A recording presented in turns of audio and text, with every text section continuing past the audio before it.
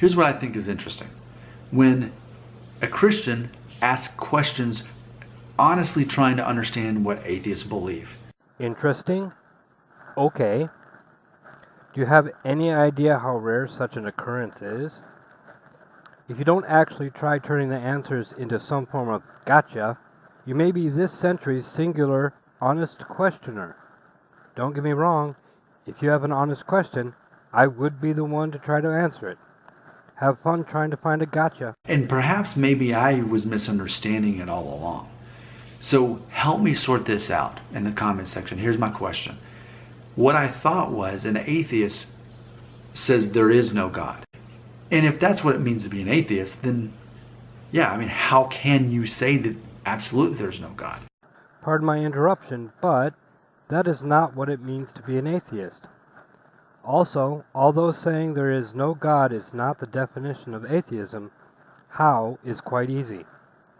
But these are points I will cover in my answer. Please continue. But maybe what an atheist really means is that you don't believe that God exists. But what I'm trying to figure out is, which is it? What do most atheists, if they were to define, choose A or B, which would most people say they identify with? Well, there we are. Sounds like an honest question. I believe in honest questions. Perhaps you are really seeking knowledge. Let me pretend as if you are. By doing so, you will have the fullest answer possible. You actually touched on it yourself in your video. Atheism, and theism for that matter, are questions of belief. That is all. They don't touch on matters of worldview, ideology, or spirituality. Not at all, not one bit. An atheist is making no claims, and in the purest sense is holding the passive position of non-belief in deities.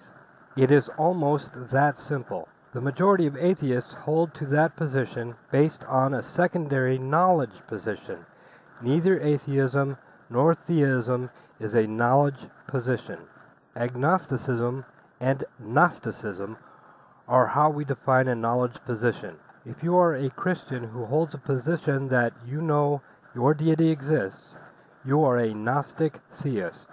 Most atheists are agnostic atheists, meaning not knowing if a deity exists, I do not believe a deity exists. Looking deeper, you might find that most agnostic atheists will hold that position conditionally, i.e., until objective evidence changes their belief. No such evidence so far has been presented. There are also agnostic theists, those who believe but do not know, and Gnostic atheists, those who know and do not believe. Since I in fact am a Gnostic atheist, and you voiced the unasked question, how can you say absolutely there is no God? Allow me to answer. It is a simple process. 1. Put your biases and emotions to the side. 2. Examine the evidence or lack thereof. When examining this evidence, are there any credible sources? Is the entire body of evidence hearsay, spoken or written? When examined, does the evidence lead to one irrefutable outcome, or are there multiple possible conclusions? Is the evidence in line with all other objectively knowable facts? Does it contradict said facts? Etc. Here's my summary. Your deity is said to exist outside of existence. Nothing can be said to exist if it does not exist. Your deity is said to be both active and timeless. Time is activity. Nothing that is timeless can act. Your deity is said to have created everything because everything requires creation and yet was not itself created. Either creation is required or creation is arbitrary. Your deity is said to answer to worshippers' pleading and yet has an absolute, unalterable plan for all time. Again, either there is an unalterable plan or there is a plan that can be arbitrarily changed, ad nauseum.